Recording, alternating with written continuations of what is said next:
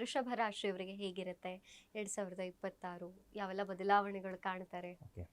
ವೃಷಭ ರಾಶಿ ವೃಷಭ ರಾಶಿಯವ್ರಿಗೆ ನೋಡಿ, ಮೇ ತನಕ ಅದ್ಭುತವಾದಂತಹ ಫಲವನ್ನು ಕಾಣ್ತಾರೆ. ಅನಿರೀಕ್ಷಿತವಾಗಿ ಲಾಭವನ್ನು ಗಳಿಸುವಂಥದ್ದು. ಜೊತೆಗೆ ವೃಷಭ ರಾಶಿಯವ್ರು ಹೇಗೆ ಗೊತ್ತಾ, ಕಷ್ಟಪಟ್ಟು ದುಡಿತಾರೆ, ಸ್ಮಾರ್ಟ್ ವರ್ಕು ಮಾಡ್ತಾರೆ, ಜೊತೆಗೆ ಕಷ್ಟಪಟ್ಟು ದುಡಿತಾ ಇರ್ತಾರೆ. ಎರಡೂ ರೀತಿಯಲ್ಲೂ ಕಷ್ಟಪಟ್ಟು ದುಡಿಯೋದ್ರಲ್ಲೂ ಸಂಪಾದನೆ ಇರ್ತದೆ, ಸ್ಮಾರ್ಟ್ ವರ್ಕಲ್ಲೂ ಬೇರೆಯವರಿಂದ ಕೆಲಸ ಮಾಡಿಸ್ಕೊಂಡು ಸಂಪಾದನೆ ಮಾಡ್ತಾ ಇರ್ತಾರೆ. ಇಂಥ ತುಂಬ ಒಂದು ನಾಲೆಡ್ಜ್ ಇರುವಂಥವ್ರು. ಆ ಕ್ಷೇತ್ರದಲ್ಲೂ ಚಂದ್ರ ಬಂದು ಉಚ್ಚ ಕ್ಷೇತ್ರ ಚಂದ್ರನಿಗೆ. ಆ ಕಾರಣದಿಂದ ಏನಾಗುತ್ತೆ, ಅವರೆಲ್ಲ ಪ್ಲಾನಿಂಗು ಸಕ್ಸಸ್ ಮಾಡೋ ಸಾಧ್ಯತೆಗಳು ಹೆಚ್ಚಾಗಿರ್ತವೆ. ದ್ವಿತೀಯ ಸ್ಥಾನೇ ಗುರುಸ್ಥಿತಿ ಅಂತ ಇರ್ತೀವಿ, ಗುರುವಿನ ಬಲ ಹೆಚ್ಚಾಗಿರ್ತದೆ. ವಾಕ್ಸ್ಥಾನ, ಧನಸ್ಥಾನ, ಕುಟುಂಬ ಸ್ಥಾನದಲ್ಲಿ ಗುರು ಸ್ಥಿತನಾದಾಗ ತಮ್ಮ ಒಂದು ಕೆಲಸ ಕಾರ್ಯಗಳಲ್ಲಿ ಯಶಸ್ಸನ್ನು ಕಾಣ್ತೀವಿ ಅಂತ ಹೇಳ್ತದೆ. ಚತುರ್ಥ ಸ್ಥಾನದಲ್ಲಿ ಸ್ಥಿತನಾದಂತಹ ಕೇತು ಆಸ್ತಿ ವಿಚಾರದಲ್ಲಿ ಅಥವಾ ಯಾವುದೋ ಒಂದು ಕೊಂಡುಕೊಳ್ಳುವಂಥ ವಿಚಾರದಲ್ಲಿ ಅಲರ್ಟ್ ಆಗಿರಬೇಕು. ಗೊತ್ತಿಲ್ಲದೆ ಸೈಟೋ ಅಥವಾ ಗೊತ್ತಿಲ್ಲದೆ ಯಾವುದೋ ಒಂದು ಒಡವೆನೋ ಏನೋ ಒಂದು ತೆಗೆದುಕೊಳ್ಳೋಕೆ ಹೋಗಬೇಡಿ.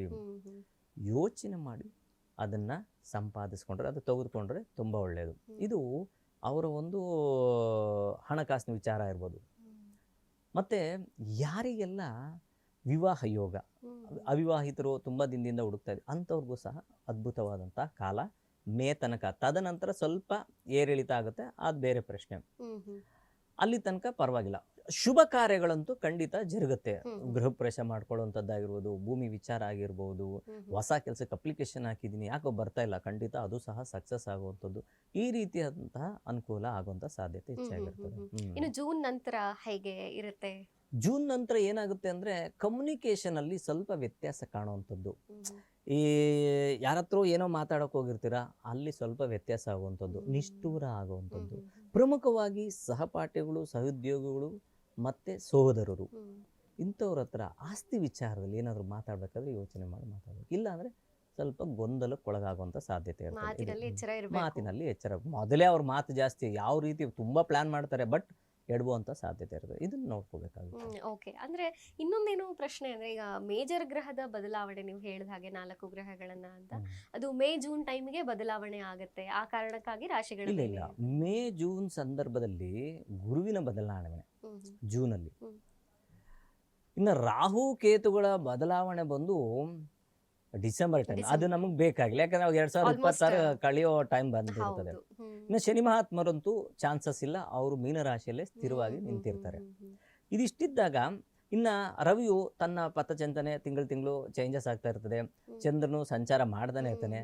ಅದೇ ರೀತಿ ರವಿ ಹಿಂದಗಡೆ ಬುಧನ ಜೊತೆಗೆ ಕುಜನ ಜೊತೆಗೆ ಶುಕ್ರ, ಈ ರೀತಿ ಗ್ರಹಗಳು ಸಹ ಹಿಂದೆ ಮುಂದೆ ಸಂಚಾರ ಮಾಡುವಂಥದ್ದು ಸರ್ವೇ ಸಾಮಾನ್ಯವಾಗಿ ನಡೆಯುವಂಥ ಒಂದು ಪ್ರಕ್ರಿಯೆ.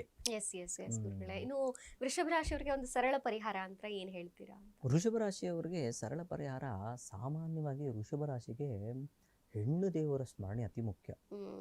ದುರ್ಗೆ ಆಗಿರ್ಬೋದು, ರಾಜರಾಜೇಶ್ವರಿ ಆಗಿರ್ಬೋದು, ಅಥವಾ ನಮ್ಮ ಮನೆ ಹತ್ರ ಹಳ್ಳಿ ನಾವು ಯಾವುದೋ ಒಂದು ಗ್ರಾಮ ದೇವತೆ ಇಟ್ಕೊಂಡಿದ್ದೀವಿ, ಆ ದೇವರು ಖಂಡಿತವಾಗ್ಲೂ, ಯಾಕೆಂದರೆ ಅವ್ನು ಗ್ರಾಮವನ್ನು ಕಾಪಾಡುವಂಥ ದೇವರಿಗೆ ಗ್ರಾಮ ದೇವತೆ ಅಂತ ಹೇಳ್ತೀವಿ.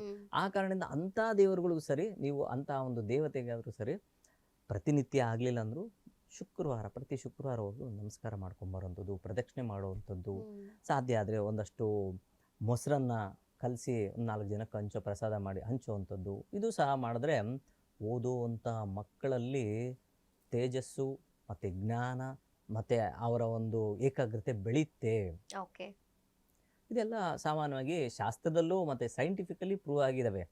ಯಾವ ಒಂದು ಮೊಸರವನ್ನು ನಾನು 4 ಜನಕ್ಕೆ ಹಂಚ್ತೀನಿ ಅಂತ ಹೇಳ್ತೀವೋ, ಆ ಮೊಸರನದಲ್ಲಿರುವಂತಹ ರಾಸಾಯನಿಕ ತೃಪ್ತೋನ ಅನ್ನೋ ಆ ಒಂದು ರಾಸಾಯನಿಕ ಪದಾರ್ಥ ಇರ್ತದಲ್ಲ, ಅದು ನಮ್ಮ ಹೊಟ್ಟೆ ಒಳಗಡೆ ಹೋಗಿದ ತಕ್ಷಣ ಒಂದು ಮೆದುಳಿಗೆ ಒಂದು ಒಳ್ಳೆಯ ಸಂದೇಶವನ್ನು ರವಾನೆ ಮಾಡುತ್ತೆ, ಸಂತೃಪ್ತಿಯಾಗಿದ್ದೀನಿ ಅಂತ. ಅದಕ್ಕೆ ನಿದ್ದೆ ಬಂದ್ಬಿಡ್ತಪ್ಪ ಮೊಸರನ್ನ ತಿಂದಿದ ತಕ್ಷಣ, ಲಾಸ್ಟಲ್ಲಿ ಮೊಸರನ್ನ ತಿಂತಾರೆ. ಅದೇ ರೀತಿ 4 ಜನಕ್ಕೆ ಹಂಚಿದಾಗ ಅವ್ರಿಗೂ ಸಂತೃಪ್ತಿ ಆಗುತ್ತೆ. ಯಾವಾಗ ಸಂತೃಪ್ತಿ ಆಗುತ್ತೋ ಅವ್ರ ಬ್ಲೆಸ್ಸಿಂಗ್ಸ್ ಆಟೋಮೆಟಿಕ್ಲಿ ಹಂಚಿರೋರು ಬರುತ್ತೆ. ಇದೆಲ್ಲ ನಾವು ವೈಜ್ಞಾನಿಕವಾಗೂ ಸಹ ಪುರಾವೆ ಮಾಡ್ಬೋದು. ಸನಾತನ ಧರ್ಮ ಆ ರೀತಿ ಇದೆ. Okay okay. ಒಂದು ಮೊಸರನ್ನದ ಹಿಂದೆ ಅದನ್ನ ತಿನ್ನೋದ್ರಿಂದ ದಾನ ಮಾಡೋದ್ರಿಂದನೂ ಇಷ್ಟೊಂದು ಹಿನ್ನೆಲೆ ಇದೆ ಖಂಡಿತವಾಗ್ಲು. ಯಾಕೆ ಅನ್ನುವಂಥದ್ದು. ಎಲ್ಲ ಮುಗ್ದಾದ್ಮೇಲೆ ಮೊಸರನ್ನ ಅದೇನು ಇರಲ್ಲ, ಸಪ್ಪೆ ಇರ್ತದೆ, ಆದ್ರೂ ಕೊನೆಯಲ್ಲಿ ತಿಂತೀವಿ. ಯಾಕೆ ಹೌದು. ತಿಂತೀವಿ? ಆಮೇಲೆ ಮೊಸರನ್ನವನ್ನೇ ಪ್ರಸಾದ ಕೊಡುವಂಥದ್ದು, ಮೊಸರು ಹೌದು. ಅವಲಕ್ಕಿ ಪ್ರಸಾದ ಹೌದು. ಕೊಡುವಂಥದ್ದು.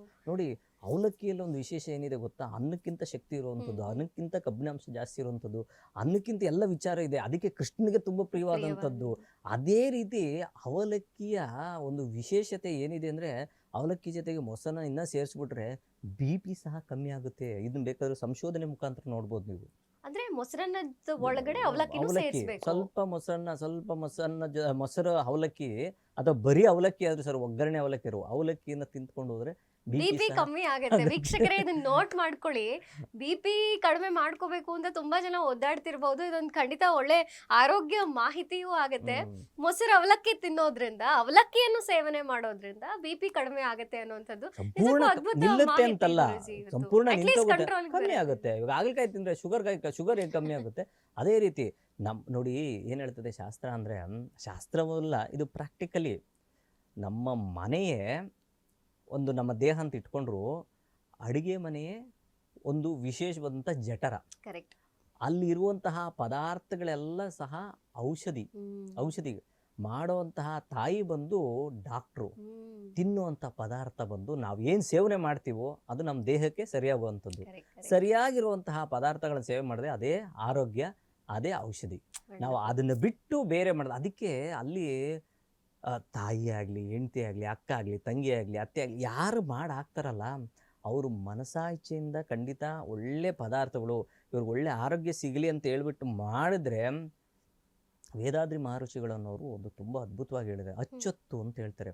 ಅಂದರೆ ನಾವು ಏನು ಹಾಕ್ತೀವೋ ಅದು ರಿಬೌಂಡ್ ಆಗುತ್ತಲ್ಲ, ಅದೇ ರೀತಿ ಆ ಒಂದು ಪದಾರ್ಥಗಳಲ್ಲಿ ಇದು ಚೆನ್ನಾಗಿ ಬರಬೇಕು, ಈ ಅಡುಗೆ 4 ಜನ ಇಷ್ಟಪಡಬೇಕು, ಅವ್ರ ಆರೋಗ್ಯ ಚೆನ್ನಾಗಾಗಬೇಕು ಅಂತ ಹೇಳ್ಬಿಟ್ಟು ಪ್ರತಿನಿತ್ಯ ಯಾವ ಒಂದು ಹೆಣ್ಣು ಮಗಳು ಒಂದು ಪ್ರೀತಿ, ವಿಶ್ವಾಸ ಎಲ್ಲವನ್ನು ತುಂಬಿಸಿ ಅಡುಗೆ ಮಾಡ್ತಾರೋ ಖಂಡಿತ ಆರೋಗ್ಯ ವೃದ್ಧಿ ಆಗುತ್ತೆ. ಎನರ್ಜಿ ಟ್ರಾನ್ಸ್ಫರ್ ಖಂಡಿತ ಆಗುತ್ತೆ. ಎಲ್ಲದರಲ್ಲೂ, ಎಲ್ಲ ಹೀಲಿಂಗಲ್ಲೂ ಇದನ್ನೇ ಹೇಳುತ್ತೋ, ಅದು ಮಾಡಿದ್ರೆ ಸಾಕು. ಆ ಪದಾರ್ಥಗಳು ಅಷ್ಟೇ, ಅದೇ ರೀತಿ ಪದಾರ್ಥಗಳು, ಸಾಂಬಾರು ಪದಾರ್ಥಗಳಾಗಿರ್ಬೋದು, ಲವಂಗಗಳಾಗಿರ್ಬೋದು, ಚಕ್ಕೆ ಆಗಿರ್ಬೋದು, ಶುಂಠಿ ಆಗಿರ್ಬೋದು, ಇವೆಲ್ಲ ಏನು ತಮಾಷೆನಾ? ಇವೆಲ್ಲ ಆಯುರ್ವೇದನೇ, ಬೇರೆ ಏನಲ್ಲ. ಅದನ್ನು ಸರಿಯಾದ ಪ್ರಮಾಣದಲ್ಲಿ ನಮ್ಮ ದೇಹಕ್ಕೆ ಯೂಸ್ ಮಾಡಿದ್ದೇ ಖಂಡಿತ ಆರೋಗ್ಯ ಚೆನ್ನಾಗಿರುತ್ತೆ.